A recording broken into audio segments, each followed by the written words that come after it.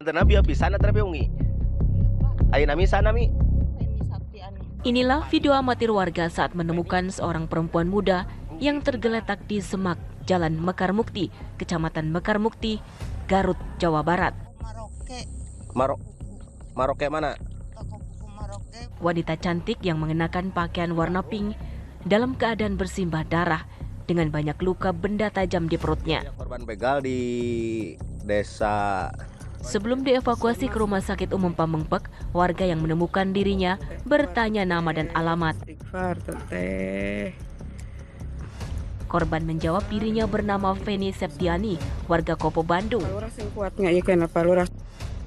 Korban tak bisa mengingat banyak sebelum terkapar di semak. Namun ia menyatakan bahwa dirinya berboncengan dengan temannya. Tujuannya berlibur ke pantai di Garut. Korban di Kecamatan Mekar Mukti yang tergeletak di pinggir jalan, tapi itu korban tidak meninggal ya. Tapi sekarang sedang dievakuasi ke rumah sakit untuk mendapat perawatan. Jadi belum bisa diminta keterangan? Nanti kita minta keterangan kalau sudah bisa membaik korban. Oke, berarti belum ada petunjuk mengarah ke mana-mana gitu dah? Udah kita udah tahu. Nanti kita sampai. Diduga kuat, Feni menjadi korban penganiayaan, kemudian dibuang ke semak Jalan Mekar Mukti. Polisi kini tengah melakukan pendalaman dan telah mengarah kepada terduga pelakunya.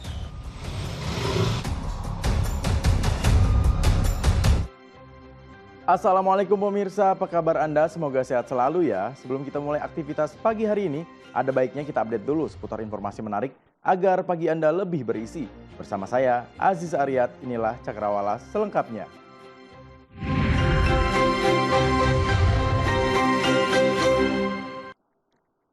Pemirsa, seorang pengamen mengamuk dan meronta-ronta saat hendak dimasukkan ke dalam mobil kerangkeng dinas sosial oleh petugas Satpol PP di kawasan Senayan, Jakarta Pusat.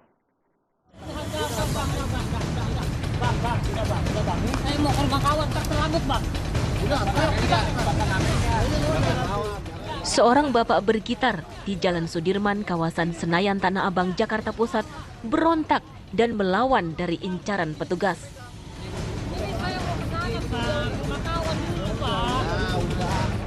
Dirinya terus meronta dan melawan hingga petugas terpaksa menyeret agar bisa memasukkan pria bergitar ke dalam mobil kerangkeng dinas sosial.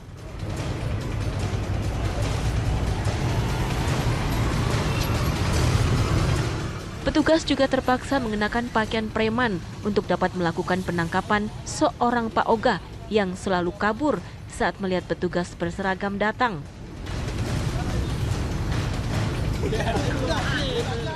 Adam yang berprofesi sebagai Pak Oga mengaku terpaksa melakukan aktivitasnya hanya untuk menafkahi anaknya, dikarenakan dirinya tak lagi bekerja. Sering? Buat apa parkir? Buat nafkahin anak, Pak.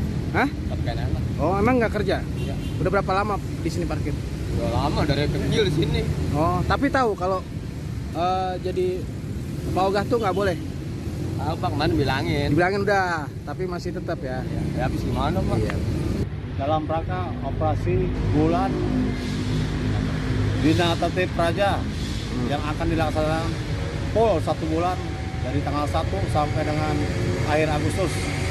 Sasarannya adalah PPKS, yaitu Pak Oga, pengamen, pengemis, gelandangan.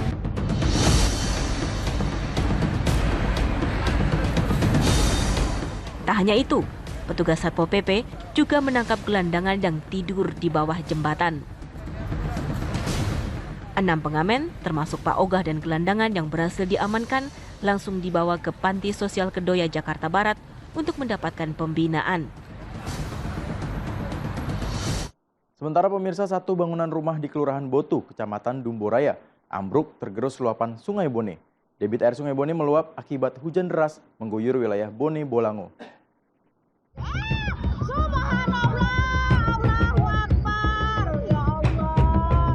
Inilah detik-detik sebuah rumah warga di Kelurahan Botu, Kecamatan Dumboraya, Kota Gorontalo saat ambruk diterjang luapan Sungai Bone.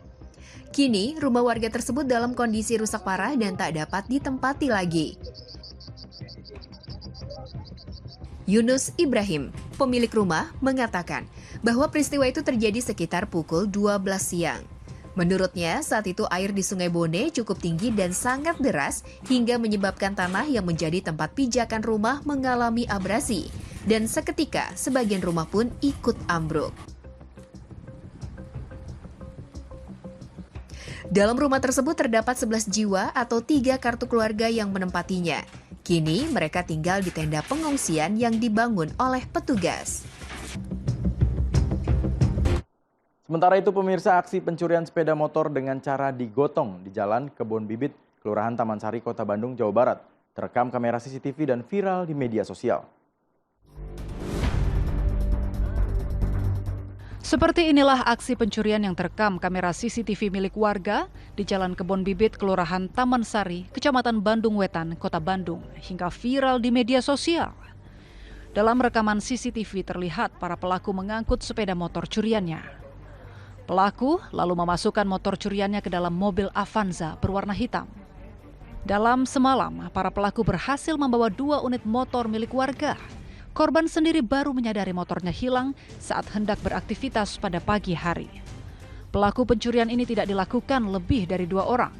Selain itu, aksi ini juga terbilang nekat karena pelaku beraksi di kawasan padat penduduk. Udah depannya, dia nggak bisa, gua langsung. Dia diangkut gitu, digendong sampai keluar jalan gedung Serbaguna. Nah, di Serbaguna juga pas mau dicopot gemboknya itu nggak bisa, digendong sampai ke depan, ke jalan besar. Nah, di depan dia nungguin, masuk lagi 1 orang, ngambil yang tetangga 1 lagi. Nah, jadi 2 unit yang diambil itu, yang 1 itu mah nggak digembok, yang keduanya mah langsung dibawa. Yang saya masukin ke mobil, yang 1 lagi dibawa langsung. Itu paling kejadiannya mah. Itu mobilnya jenis apa? Kan? Kalau dilihat dari CCTV mah Avanza. Korban sendiri sudah melaporkan aksi pencurian ini ke Polsek setempat. Selain itu, aksi kejahatan seperti pencurian di kawasan tersebut sering terjadi.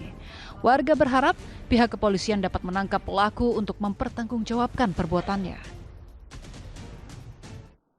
Dari berita lainnya, pemirsa, seorang dokter yang tengah menempuh program pendidikan spesialis anestesi di Universitas Diponegoro, Semarang, Jawa Tengah, ditemukan tewas di kamar kosnya. Diduga kuat, ia mengakhiri hidupnya lantaran menjadi korban perundungan oleh para seniornya.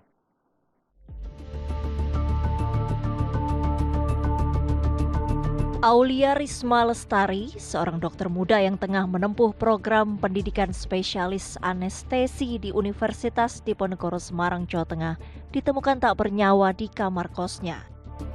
Berdasarkan buku harian Aulia yang ditemukan, ia diduga tak kuat menahan bully selama ikut PPDS anestesi di Undip, serta beban kerja yang tinggi, hingga ia mengakhiri hidupnya. Kematian Aulia pun viral di media sosial. Dugaan perundungan dan beban kerja tinggi muncul setelah sejumlah akun di platform X mengunggah tangkapan layar percakapan antar dokter di aplikasi WhatsApp. Dalam tangkapan layar yang beredar, korban diduga sudah tidak kuat menjalani program anestesi sejak tahun pertama. Namun, korban tidak bisa langsung keluar karena terikat beasiswa dari pemerintah Tegal. Aulia diduga meregang nyawa usai menyuntikkan obat yang hanya bisa diakses oleh dokter anestesi. Namun terkait obat yang disuntikkan, pihak RSUD Kardinah Kota Tegal, tempat ia bekerja, menyebut Aulia memang acap menggunakan obat tersebut karena ada riwayat penyakit syaraf terjepit. Merespon dugaan adanya praktik perundungan di kampusnya, Universitas Diponegoro langsung buka suara. Melalui surat yang disebarkan ke media, pihak kampus membantah Aulia mengakhiri hidupnya lantaran menjadi korban perundungan. Polisi pun hingga kini terus mendalami penyebab kematian Aulia. Korban ini mengeluh berat akan pelajaran untuk S2 anestesia. Dia ini kan dokter, dokter di Tegal, udah SN, nanti melanjutkan S2 ini biaya dinas. Dia mungkin sudah menyampaikan ibunya bahwa pelajaran ini berat, termasuk juga menghadapi seniornya. Ya, dia mungkin bahasanya yang halus, stres itu apa? Bahasa seperti itu loh dia. Ada tekanan gitu ya. Ada tekanan. Tekanannya bukan masalah biaya itu apa tidak. Tekanan psikis itu ya. Psikis dari korban sendiri. Kasus kematian Aulia membuat Kementerian Kesehatan bertindak tegas. Kemenkes langsung menghentikan PPDS Anestesi Universitas Diponegoro di RSUP Dr. Karyadi untuk sementara sambil menunggu hasil penyelidikan. Pemirsa, pengukuran lahan batas tanah sengketa yang akan dilakukan oleh Pengadilan Negeri Lubuk Pakam di Pasar 4 Desa Helvetia, Kabupaten Deli Serdang, Sumatera Utara, nyaris ricuh. Adu mulut hingga pemblokiran jalan masuk dengan membakar ban tak terhindarkan dalam proses pengukuran tanah atau konstatering batas tanah sengketa yang dilakukan Pengadilan Negeri Lubuk Pakam di kawasan Jalan Serbaguna Pasar 4, Desa Helvetia, Kecamatan Labuan Deli, Kabupaten Deli Serdang, Sumatera Utara. Petugas kepolisian dari Polres Pelabuhan Belawan yang melakukan pengamanan sempat merebut ban bekas yang hendak dibakar dan memadamkan api pembakaran ban bekas yang kian membesar. Menurut Azhari Siregar, jurusita Pengadilan Negeri Lubuk Pakam, ada 32 hektar lahan yang akan dilakukan konstatering atau pengukuran objek pajak, diklaim pihak Al-Wasiliyah. Namun melihat kondisi yang kurang kondusif, pihak jurusita PM Lubuk Pakam belum dapat berbuat banyak. Untuk pembacaan konstatering itu pengukuran objek tanah. Kalau untuk pengukuran sendiri ada berapa luas tanah yang akan dikontrol? Berapa hektar, Pak? 32 hektar. Sementara Titin, masyarakat di kawasan tersebut menyayangkan proses pengukuran lahan kali ini yang sebelumnya telah gagal dilakukan pada Desember 2023 lalu. Apa yang dikatakan dari PB Al-Wasiliyah bahwasannya kami di sini masyarakat telah menerima taliasi ataupun ditawarkan 10 juta itu semua berita hoax, akal-akalan mereka saja. Dan selama ini kami tidak pernah berurusan sama PB Al-Wasiliyah ataupun ahli waris manapun. Hingga kini masyarakat yang telah tinggal puluhan tahun di kawasan tersebut masih melakukan pemblokiran pintu masuk. Sementara itu, pihak TNI Polri juga masih berjaga mengantisipasi situasi kian memanas. Terima kasih pemirsa, Anda masih setia menyaksikan Cakrawala bersama saya, Aziz Aryat.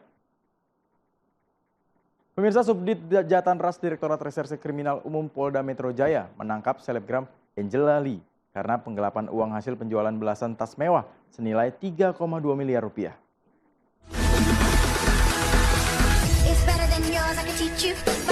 Kasus penipuan dan penggelapan ini terjadi pada saat selebgram Angela Lee membeli 15 buah tas mewah kepada seseorang berinisial FI untuk dijual kembali. Lalu Angela Lee dan korban bersepakat untuk melakukan pembayaran secara bertahap atau dicicil. Namun setelah 15 tas mewah tersebut laku dijual oleh Angela Lee, ia hanya membayarkan 1 kali pembayaran kepada korban. Sedangkan sisa uang hasil penjualan tas mewah tersebut tak kunjung dibayar oleh Angela Lee dan korban merugi hingga 3,2 miliar rupiah. Dari hasil pemeriksaan kepolisian, Angela Lee mengaku memakai uang hasil penggelapan senilai 3,2 miliar rupiah tersebut untuk membayar hutang. Saat ini, Angela Lee telah ditahan di Rutan Mapolda Metro Jaya dan dijerat dengan pasal tentang penipuan dengan penggelapan dengan ancaman hukuman 4 tahun penjara. Pemirsa, Presiden Joko Widodo menerima para atlet Olimpiade Paris 2024 dan memberikan bonus kepada semua atlet yang berlaga di Olimpiade. Presiden berharap bonus tersebut dapat dimanfaatkan sebaik mungkin oleh para atlet. Dimohon kepada perwakilan dan pelatih untuk mengambil tempat. Presiden Joko Widodo menerima para atlet Olimpiade Paris di halaman tengah Istana Merdeka pada Kamis pagi.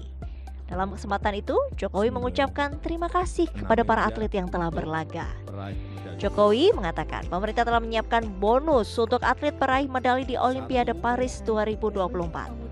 Ketiga atlet peraih medali tersebut yakni Frederick Leonardo yang meraih medali emas cabang olahraga panjat tebing, Rizky Juniansyah yang meraih medali emas untuk cabang angkat besi, dan Gregoria Mariska Tunjung peraih medali perunggu cabur bulu tangkis. Sebagai bentuk apresiasi atas prestasi yang membanggakan ini, pemerintah telah menyiapkan bonus sebesar 6 miliar untuk peraih medali emas. 1,65 miliar untuk peraih medali perunggu. Hendra Basir, pelatih panjat tebing. Jokowi juga mengatakan pelatih atlet peraih medali juga diberi bonus oleh pemerintah. Namun jumlahnya berbeda. 2,750 miliar untuk pelatih yang atletnya mendapatkan emas dan 675 juta untuk para pelatih yang atletnya mendapatkan perunggu. Tanya itu, para atlet yang tidak mendapat medali juga mendapat bonus sebesar 250 juta. Jokowi berharap bonus dapat digunakan sebaik mungkin untuk meningkatkan kualitas atlet.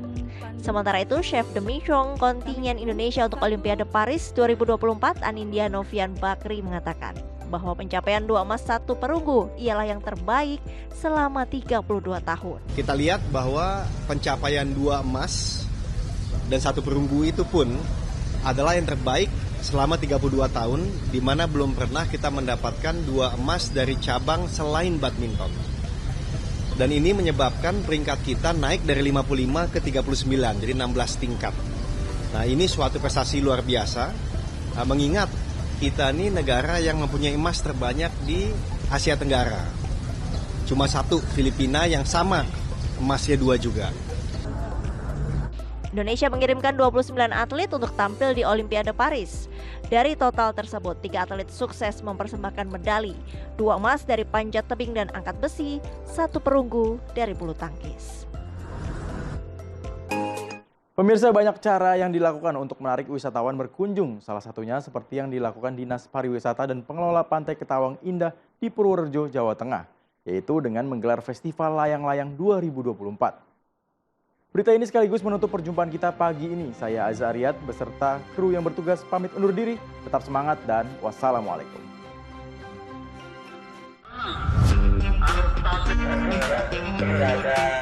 Puluhan layang-layang unik dari berbagai daerah seperti layang-layang 2 dimensi, 3 dimensi, tren naga dan tradisional turut serta dalam Festival Layang-Layang 2024 yang digelar di Pantai Ketawang Indah, Kecamatan Grabak, Kabupaten Purworejo, Jawa Tengah. Festival ini diikuti oleh 107 peserta dari 56 klub yang berasal dari dalam negeri dan luar negeri seperti Malaysia, Polandia, Belgia, Jepang, Singapura, dan Prancis. Bahkan, ada 1 peserta dari Malaysia yang sudah mengikuti festival ini sebanyak 4 kali. Ini kami ke sini dalam rangka untuk festival layang-layang.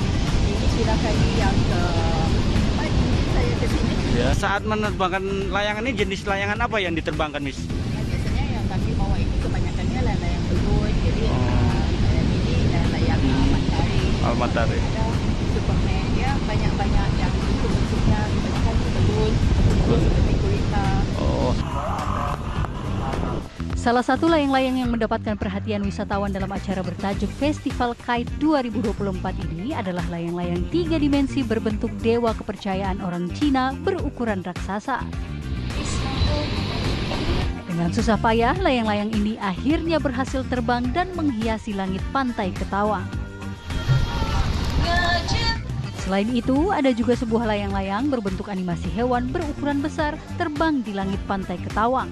Ada juga layang-layang raksasa yang berbentuk naga dengan ekor yang panjang.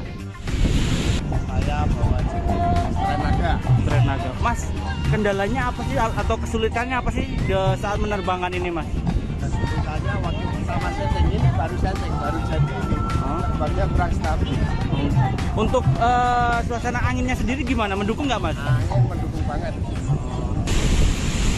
Puluhan layang-layang dari berbagai jenis dan bentuk, mulai dari bentuk replika hewan, kartun, wayang hingga manusia yang dinaikkan ke langit Ketawang Indah menjadi hiburan tersendiri bagi para wisatawan.